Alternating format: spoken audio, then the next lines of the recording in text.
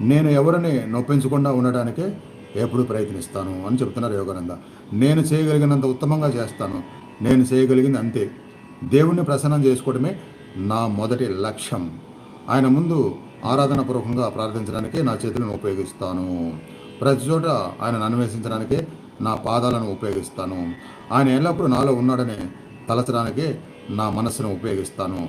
భగవంతుడు శాంతిగా, భగవంతుడు ప్రేమగా, భగవంతుడు దయగా, భగవంతుడు అవగాహనగా, భగవంతుడు కరుణగా, భగవంతుడు జ్ఞానంగా మీ తలపు అనే ప్రతి సింహాసనాన్ని భగవంతుడు అధిష్ఠించి ఉండాలి. మీ తలపు అంటే మీ భావం, ఆలోచనలు, వాటిలో ఎప్పుడూ భగవంతుడు అధిష్ఠించి ఉండాలి. మన మనసులో మనం అధిష్ఠించుకుంటే భగవంతుడు వచ్చి మనసులో అధిష్ఠిస్తాడు తప్పకుండా.